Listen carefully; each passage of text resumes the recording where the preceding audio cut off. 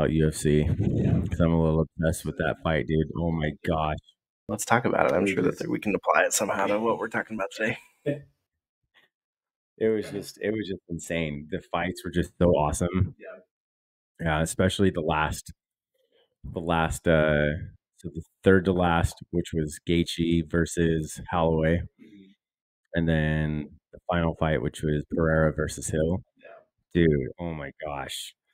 The Holloway fight it went all 5 rounds, and in the last, like, I don't know, it was like the last 12 seconds or something, Holloway like motions Gaethje.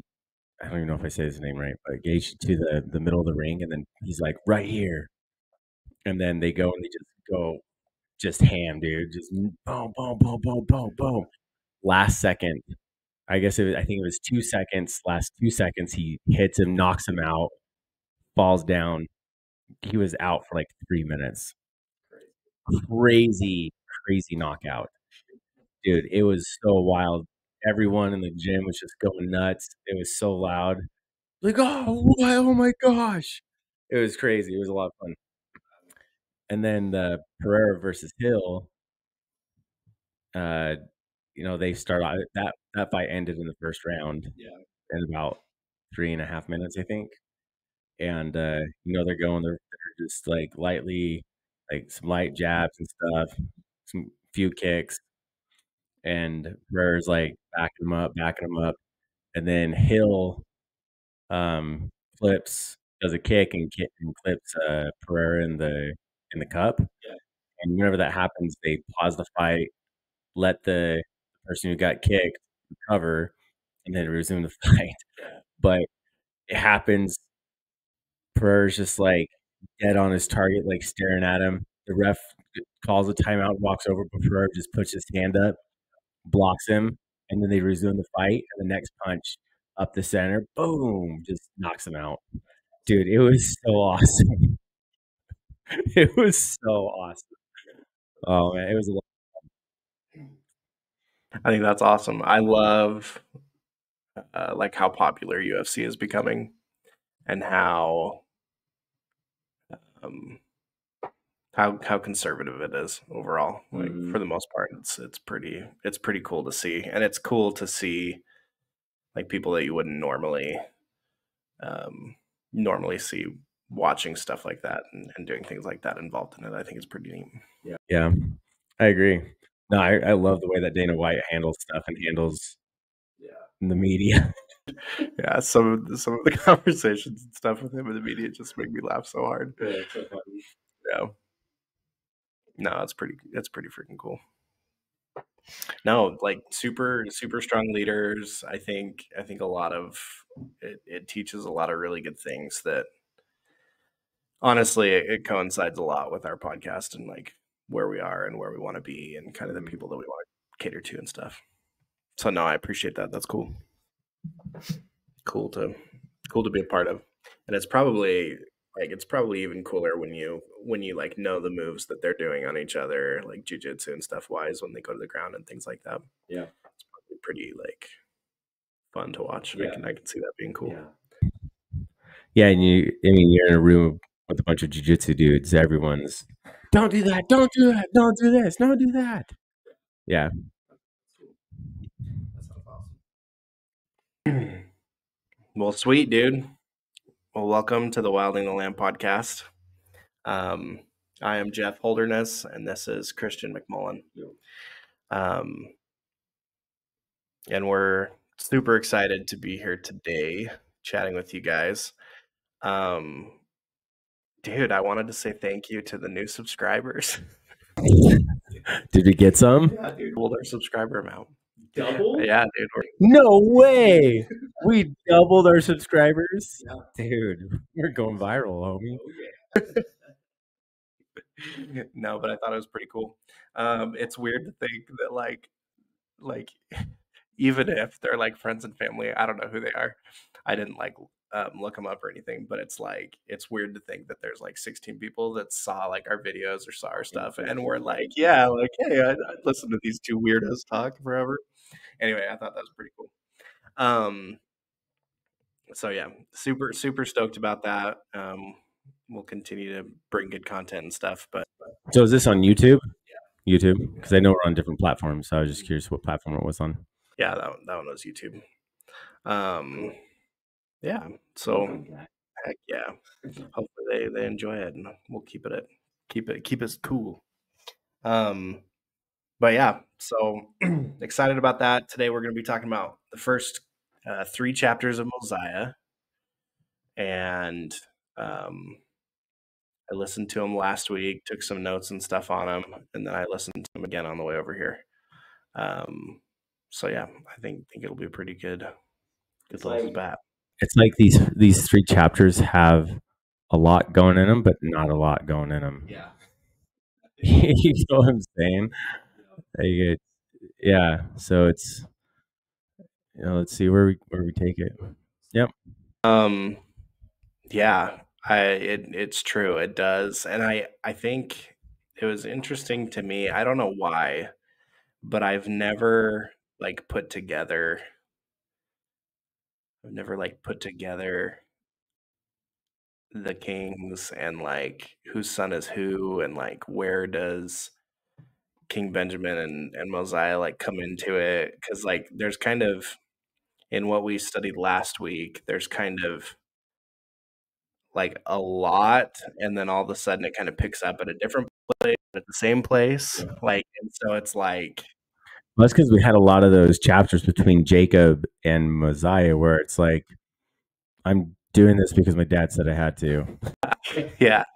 But then it's like it kind of goes off on this story of kind of how like where they come together. But anyway, it was interesting because I think this was one of the first times that like I'm starting to figure out like the order of things and like who is whose, like where they.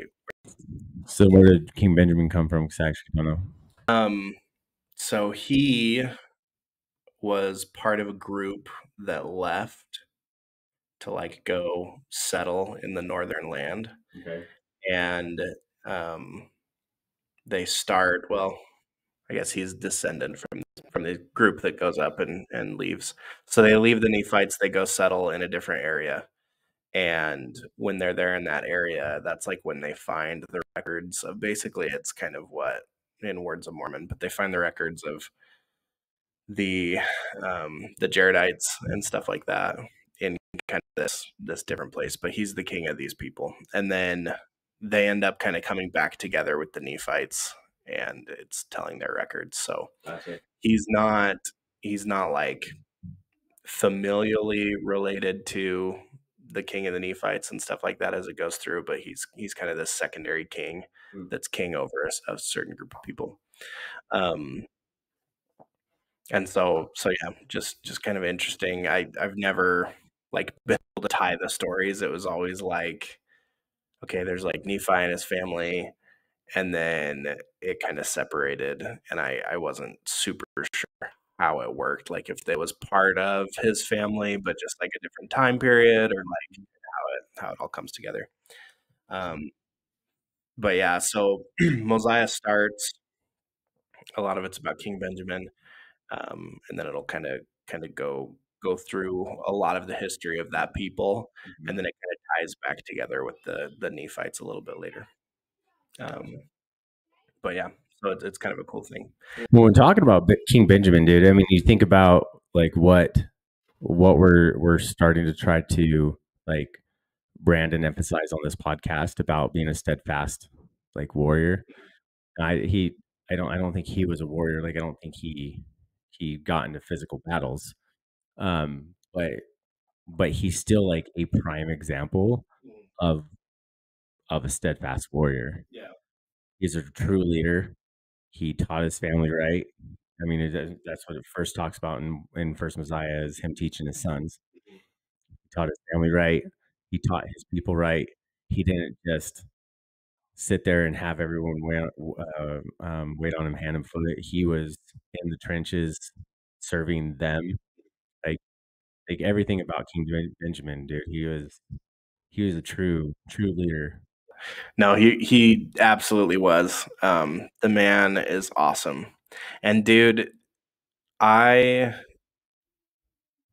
he actually was a bad A warrior. Was he? So in the very last couple of verses of Words of Mormon, Moroni talks about him, and I talked a little bit about it last week, but he says, um,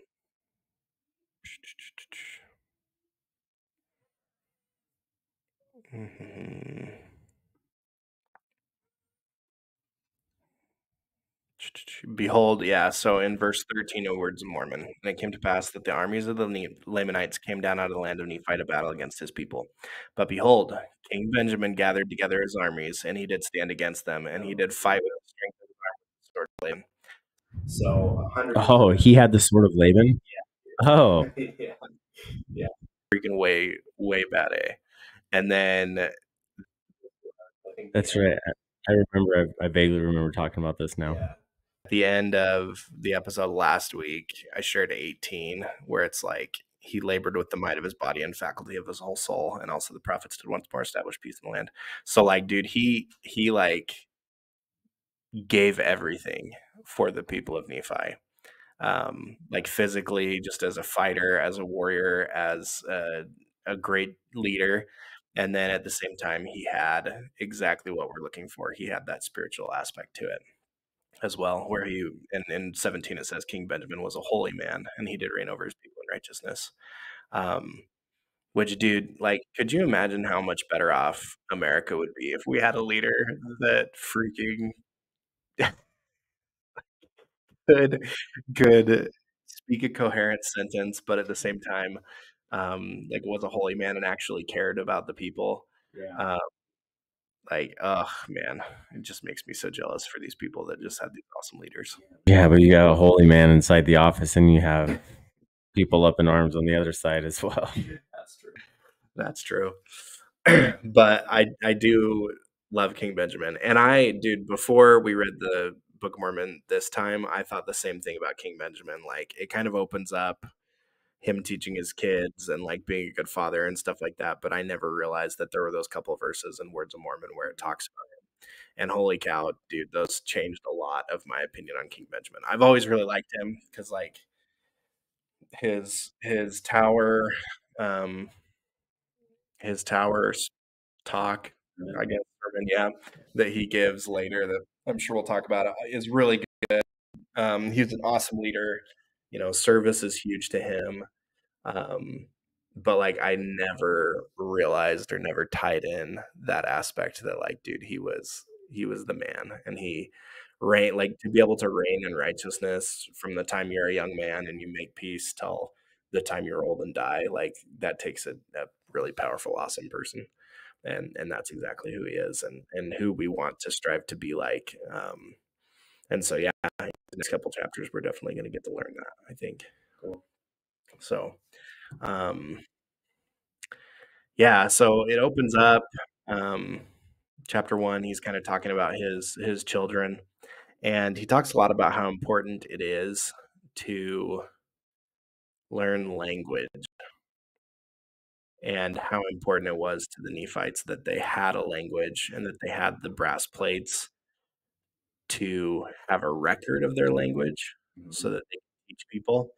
And it made me think of, have you seen those like YouTube clips about like the kids that are like feral, where like it's horrible, but like their parents basically just like lock them up in rooms and like don't ever talk to them. Have you ever seen any of those? Okay, so it's like horrible, but like it made me think like, and obviously there's a lot more going on in that type of a thing than just like not learning language. Like that's just flat out abuse. But there's kids that are just like left alone forever till like they're like 8 or 9 when their parents are finally caught and punished. But like so they like don't have any language. They don't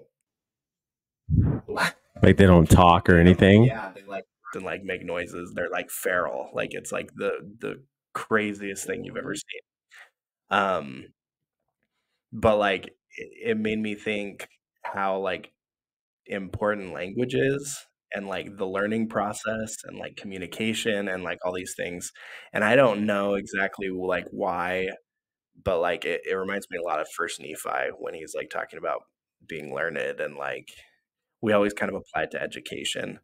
But I was thinking about it this time more as just like with language, without being able to communicate, like you become feral. Like there's no, like if you can never learn anything and you're just like stuck to your own devices, you're never going to be able to improve or be better than your parents were, or like any of those type of things. Dude, I don't think I could watch those videos. Oh my gosh, dude, They'd piss me off so bad. yeah, ugh, it's awful. But like it's just crazy to think about how important language is, and being able to teach the upcoming generation how important education is, and why like what we learn is really important. And I think like what you and your family do as far as like homeschooling and stuff your kids, is super cool and super important, because you have a lot of control over like what they're getting, what they're able to consume, and the language, frankly, that they're being raised in and educated in. And I think that's pretty cool. Because like sometimes like, send our kids off to school and like it's nice, but sometimes you're like, what? Like they hear things at school or whatever, and it's just you have to like explain and talk to them and kind of get it out of their head, where you might not have to worry about that as much as you do when you're sending them someplace for 8 hours a day to do what they want. Yeah.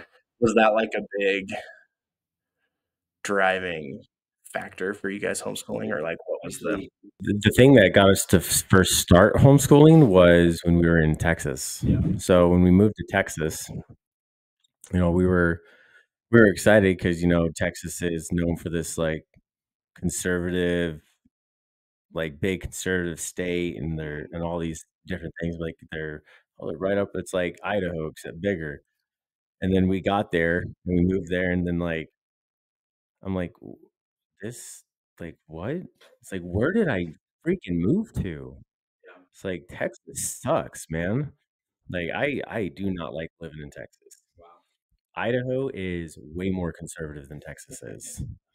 And I was living out in the country in Texas, north of McKinney, about 15 minutes in a little town called Melissa. But in the city of Melissa, town of Melissa, uh, fireworks are banned. Like like 4th of July, they were just flat out banned. And if you didn't have like a permit and this and that, you couldn't buy fireworks to shoot them off and stuff for the 4th of July. And like what, like that alone, I was like, wait, what? I thought Texas was like like all American and stuff. Like this is definitely not that. But when we sent our kids to school, like mainly, well, so we had issues at both the elementary school and the high school that we just like hated the way they did things. So the elementary school, we took our kids there at like 7:45 was the like cutoff. They would block the entryway at the drop off lane at 7:45, and if you were there at that time, you had to go around and park and take your kid into the to get signed in. And so that wasn't a huge deal. Like that was whatever. But when they first get there, the kids, here, when you drop your kid off at school, what are they gonna do? go play? They go play. There, when you go drop your kid off at school, they file into the lunchroom and they sit in lines. They're not allowed to talk. They have to just sit there until it's time to go to class. And then they go to class. They had one recess a day, and then after lunch, what did you do as a kid after lunch? And played. Went and played. After lunch, you sat at your table until it was time to go back to class. Then you went back to class. And it was like just super, they weren't allowed to be kids, like at all. And Kendall's a doodler. And so she would doodle and she would get in trouble for it. Like she got in trouble for the stupidest freaking stuff. And specifically at that school, I don't know if this is at every school in Texas or in every city or whatever, but specifically this school, When you enrolled your kids in the school, you literally had to sign your rights away as a parent during the time that they were in school. You didn't have like they they had they had parental rights basically. Crazy. Was it like a It's public school, or is this like it's a just a public, just a regular public public, regular? Interesting. yeah, just a regular public school. And so that there was just like stupid little crap here and there just kept happening. They were like, who cares? Like that's so dumb. It's like they're a freaking kid. Let them be a kid. And it was like it's like that whole true American like school system, old school system where they're teaching and training these kids to be good workers. That's it. Not thinkers, good obedient workers. And that's it. We ended up just taking them out of school because of that stuff. And Maya, she was in high school. She was new freshman. She was she would go to this is another thing, dude. Texas schools, like they all, and this is all of Texas. This is not just Melissa. All of Texas school system love to brag about how like top tier that their education is. And if you look on the charts, they are really high, and Idaho is really low. Those charts now to me are just total absolute garbage. Yeah, absolute garbage. Because what they do is they actually, when you go to school, like in high school, when you go to high school, what you're doing the entire time you're there is learning to pass the state test. That's it. That's all you're doing the entire time. And so everyone does really well on the state test, so it looks really good federally, that they all are really high. We sent Maya to high school, and she was, like, freaking bored out of her mind because she would go there and be done with all of her work within 10 minutes of class and then just be sitting there, like, twiddling her thumbs. She's like, "What are you doing?" Like, I'm done." And Maya's smart, but she's not like a savant. Like, you know what I'm saying? Like, she's still super smart, and but she didn't even have to try it all there, and she just blew everyone away with how good she was at school. And then, like, one day she was in class, this was in math class. She was teaching, or she would either be done with all of her work before she even got in class because they would be like, "This is what you're doing tomorrow." And they were able to do it before they got to class. She was always, like, either done or done before she even got to class or done within 10 minutes when class started, like, with her schoolwork for the day. And then one day in math class, he went in the math, and she got done with her work like, really fast, and somebody was struggling with something. So Maya, being Maya, she was like, "Oh, I'll help you." Like, and she was teaching this girl like the math and how to do it. The teacher came over, was like, "What are you doing?" She's like, I'm teaching her how to do." She's like, "Don't you think that's cheating?" It's like, she's like, no." It's like she was calling Maya a cheater for helping somebody. And it wasn't like a test; it was just like No, regular it schoolwork. wasn't a test. It's just That's regular crazy. schoolwork. Yeah. And so it was just like, it just blew my mind to just like how they did school down there. I absolutely hated it. And so we ended up pulling them all out, started and did homeschool down there. And then when we moved back to Idaho, like right after we moved back, COVID happened. And so like, well, we're not sending them to school. So we just kept it going and never just went back. That's kind of a long-winded story. Oh, I think it's awesome, and I think a lot of parents and a lot of fathers, like COVID, and I think Donald Trump really opened up a lot of the issues that have been just kind of like swept under the rug for years and years. Like our education system, I feel like has just like gradually started to go downhill, and it has been going downhill for years. Um, but I think a lot of that's kind of been flushed out and stuff now at this point. So I would think that like a lot of our listeners and stuff like that are like weighing that in their mind. I know we are. Good, you said Donald Trump. So now that immediately sets our listener base to a certain dynamic. So I mean, anyone can believe in God, but that's kind of who we're catering to anyway. Like, I mean, we're not going to get the people that aren't, but I think a lot of us are wondering that. I know I've looked into it. My wife has. We look into just different programs and things like that and see what it would be like to do it. Um, we like our school. We're not like 100% on everything. Like there are things that we're just like, um, so we'll see how much longer that lasts, but we're toying with it. And so I would think that lots of people are. A lot of us just like don't know where to start, yeah, I think. Um, but and so yeah, that's mostly. But I think do you feel like, I mean obviously you still do it and stuff, so you feel like the kids enjoy it and like it and well, yeah, I mean, sure, because they don't have to go to school, and the school system, it's still, I mean, it really does just teach you how to like be a good worker. Because you think about all like these super like high level entrepreneur people, like almost every single one of them either dropped out of high school or dropped out of college, and they didn't finish it because those systems are not created to create entrepreneurs and people who like think for themselves. But our kids, I mean, they learn their math, they learn their English, they learn how to read and write. But I don't care if my kids know algebra.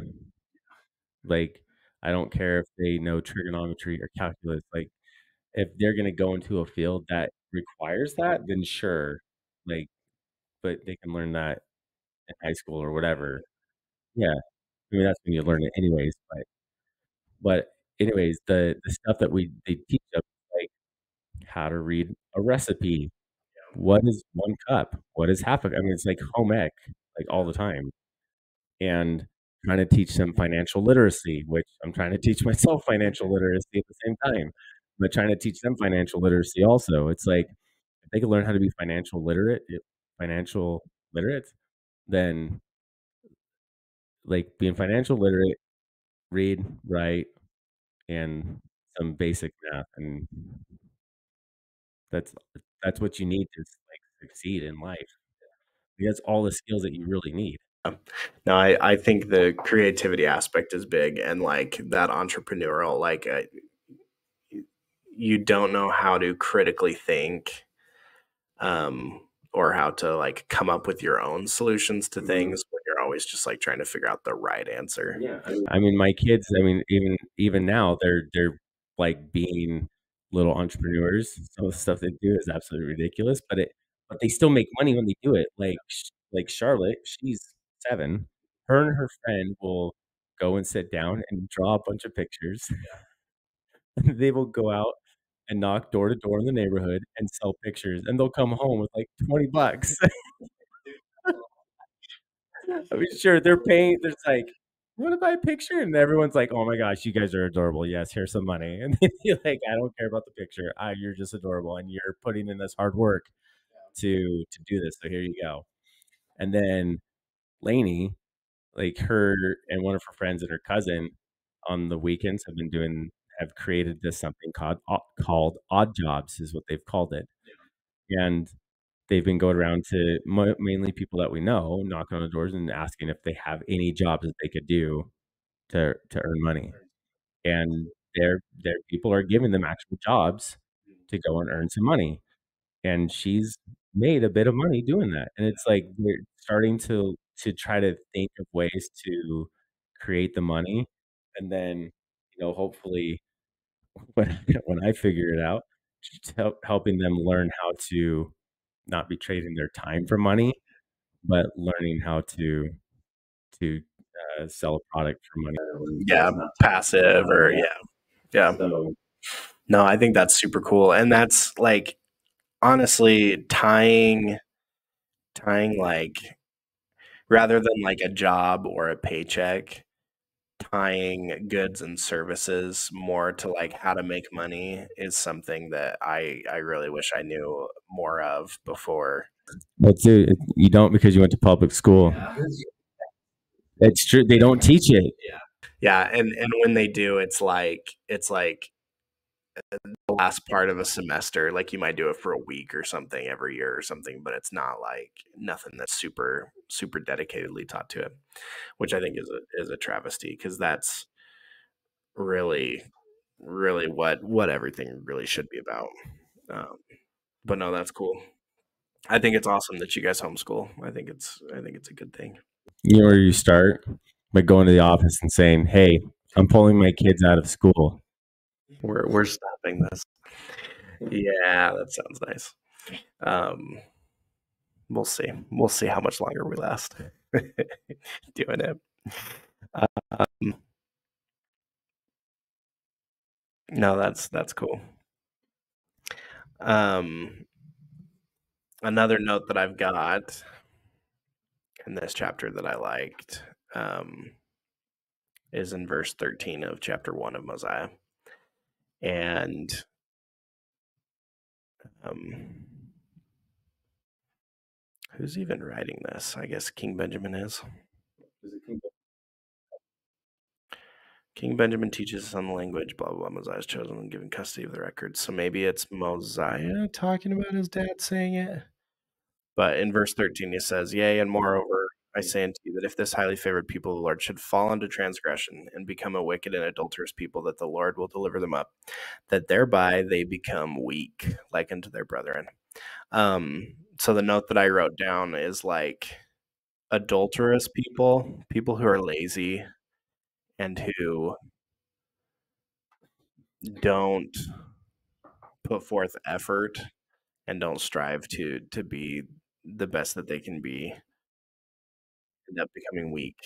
It's just like building muscles or like your jujitsu or any of those type of things. Dude, me striving to become the best I can be in jujitsu has severely hurt me. Your shoulder doesn't count. Dude, I hurt so bad. Oh my gosh. Anyways, I liked that because I think a lot of times we talk about this idea in the podcast and just one on one and stuff that like the masculinity and the demasculization of us men is turning us to become weak and um the ways that we choose to spend our time and the ways that we choose to be a man, build up our talents and strive to be good people is important. um and if we take that lightly or take it for granted, then we become weak, and it's a problem. I think the last couple of decades and stuff, we're just slowly becoming more and more weak, as a people, as a church, as fathers, as husbands, and it's been fun to look at the prophets and stuff in the scriptures more. we're talking about, talking, it's, and this might be like, this is not meant to be a jab to the older generations, but, my wife and I were talking about this, was it yesterday or today? Anyways, talking about it sometime recently that, there's a lot of people who are leaving the church right now, and a lot of them are millennials. And we were talking about like the way like we grew up and the way that this the expectations and the way things were taught to us were so they were shame based. And so people never got out of that. And if you live in shame, eventually you're just gonna whatever's causing that shame when you're trying to heal, you're going to leave it. And so the thing that was causing you all that shame is the church, and you're trying to heal, and then you're realizing it's the church, and then your testimony's weak at all. It's like it's game over. Well, and I think that's totally true. I do feel like we're on the same page and stuff as far as like the shame based stuff being taught. And it's not like it was like taught as shame, Right. but it's taught as a good thing. But I don't think it also like it doesn't pierce your soul like actually utilizing the atonement and actually like submitting yourself to your infirmities and your imperfections. Yeah. Like it was kind of like, hey, avoid these sins and you'll eventually become perfect. Right. But it's like, And then the way that it was taught, though, at least like for me, it's like, and if you sin, you got go to God, you tell him that you're sorry, and then you don't do it ever again. And it's like, don't do it ever again. And you tell him you'll never do it again or whatever. And it's and then what happens is you go and do it again, and now you're like, crap, I did it again. And then so you feel like crap, and then I mean it's like this vicious cycle yeah, of doing that. And then you're like, well, I've already repented this. And then you hear things like, you know, and I guess this is something Joseph Smith said. I don't know what kind of context. I don't know if it's taken out of context or not, but Joseph Smith said something like, "You can know a man has repented of his sins when he he repents and does them no more." yeah, Something along those lines. And so it's like when that's being taught, it's like, okay, so I sinned, and then I repented, and then later on I did it again. Like, so I was never really repentant in the first place, and it causes confusion. And so it's like I I don't know if I can say that I agree with that statement.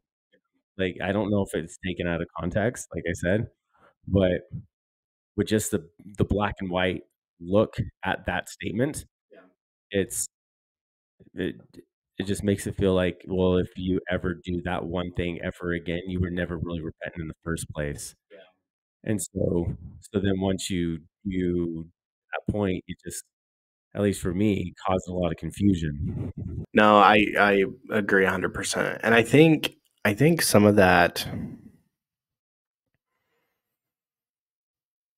like I can understand to a point where like people are coming from when you see that. Other thing that I read a lot in the scriptures is like they'll say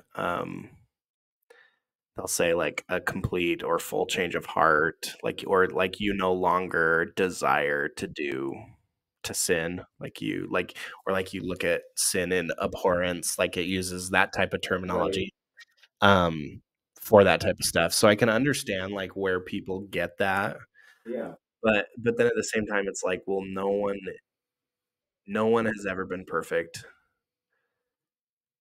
except for Christ, then or ever will be. Right. Like, so it's like you're striving for this unachievable thing, and then you're shamed when you make I mistakes or mean, when yeah, I mean, I've mentioned this a few times about like addiction stuff. yeah. I mean, you look at people who are in addiction. Mhm. I mean, there's people who they have a full change of heart, but it's an addiction. So if you're not healed from whatever trauma that's causing you to want to act out in that sin, you could be wanting to stay away from it like wholeheartedly, and you really have that desire to not do it, but because there's triggers and cravings and these different things, you might give into it again. Yeah. And so that doesn't mean you didn't have a change of heart. So there's just these things that I don't agree with that statement. Yeah. It's not actually like, I'm a very black and white person on a lot of things, like more than I should be. But like this is one thing that isn't, and I can see gray, and it's not black and white. Like, that statement is not black and white. It's not, if you sin, you were never repentant in the first place, because everyone sins every freaking day. So you were never repentant. Well, and I like the atonement too doesn't have an expiration. It doesn't have like a number of times you can use it. Yeah, I mean, it's and so to me, it just makes no sense, and it's hard. Like, I don't know why that was never clearly explained growing up. Do you know what I mean? Like it's just it's hard to like it's hard to misunderstand the atonement, and so I don't know why it is so mistaught. Do you know what I mean? Like, um, yeah, yeah. Like it's very simple. It's very straightforward, and like reading in the scriptures and stuff, I'm just like, dude, how is this so misunderstood? Yeah, I agree. So but when I was a kid, I don't remember where it's at in the scriptures, but it's when God is talking to somebody about forgiving others, and he's "You shall forgive people like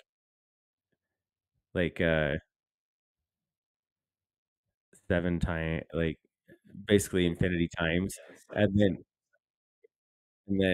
then God says, "I will forgive X amount of times." Like he said a certain amount of times or something.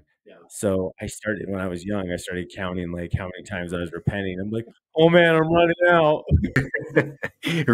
Running out of I'm running out of chances to, chances. yeah, no, I think that's Christ. Um, at some point, I think I do remember that one, and yeah, I think it's um, But I thought he said a number.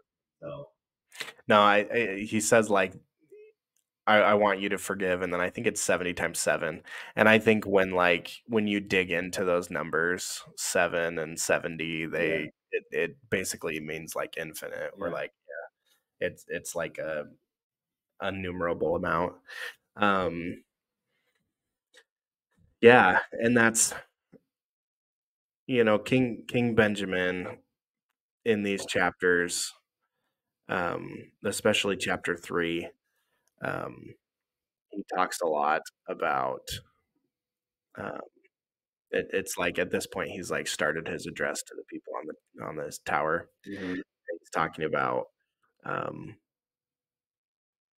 just serving others, being good and helpful to everyone. He talks a lot about uh, being a natural, not enemy to God, or yeah, 19 for the natural man is an enemy to God. So like trying to put off that natural man, trying to become more like Christ, and trying to be the best that we can be. Um, and then of course we've quoted it before, but he talks about becoming as a child, submissive, meek, humble, patient, full of love, willing to submit to all things which the Lord seeth fit to inflict upon him. I've had it, and I know a lot of other people too, that statement, "Becometh as a child," and it's dude, my kids are almost none of this. They're not submissive. They're not they're not meek. Sometimes they're not humble. They're definitely not patient. They're full of love, but they're not willing to submit to everything that I see fit to inflict upon them. They don't have a choice. Like they so becometh as a child, and then it's like listing all these different things. I don't know if he's saying that a child is all of these things, but what child is a child cannot survive on their own, right? They have to rely on their parents. There's no other way for them to survive. They have to rely on their parents. So if we become as a child, we're going to be relying on the Savior and on our Heavenly Father, not necessarily being like a child, like all these things. I don't think that that's what it means. I think that's just another attribute that he put in there. I could be totally wrong, but I'm kids aren't freaking submissive and they're not patient and they're freaking psychos, right? But what a child doesn't have is the ability to survive and thrive on their own. they have to have someone to rely on. And so, like I said before, if we're being like a child, we are relying on our Savior and on God for everything. Yeah, I like that. Um, I always look at when I see this, I think of like a 2-year-old, I think, as far as like child. They're not patient, but I think they are submissive in that like you can tell a 2-year-old like anything and they'll like do it or try it. Um, I feel like they're meek and humble. Like before they can like talk and stuff, I feel like they're pretty meek and humble. Um, patient. Whenever I think of that one, I think of like no matter how you react to your children, like they're still going to love you and still like care and want you. Um, I can think of like a couple of times when like kids are 2 and they're doing whatever, and like you lose patience with them, and like you yell at them, they cry for a minute or whatever. But then like almost immediately they forgive and like they're playing with you like 30 seconds later. And so I always think of that one when I'm thinking of like patience, full of love, willing to submit. So to me, when I look at it, I do think the children 100% have a lot of these attributes. And then like as they grow, they learn some of the other natural man attributes that like you don't want them to have, but they do. I mean, and I know at the end it does like say even as a child does submit to his father. Um, but I just have yeah, I what you're saying makes total sense. But that's one thing that I like about the ability to learn from the scriptures. You can you can apply lessons from it because what you said isn't false. What I said wasn't false. Like we are supposed to rely on Heavenly Father in Christ. And what you're saying is totally true about kids as well, or about children. And so this this one verse, looking at it in two different perspectives are still full of truth. No, and that goes along with what we've been talking about last week and this week. Like God will mold us how we need to be molded. You know, we've both probably read this verse a million times. I'm pretty sure it was like a scripture mastery, so I'm sure we heard it. So like, but like we both got different things about it.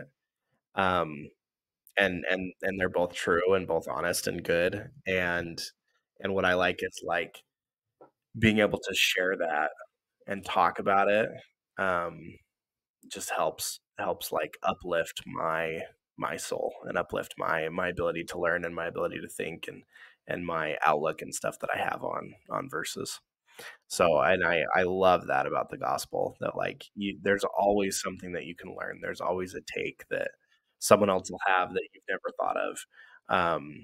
And that's why I think a lot of these podcasts and stuff like ours and ours especially will help tie people together that are looking for um, different ways to look at the gospel, different aspects and different possibilities. So that's awesome. I like it.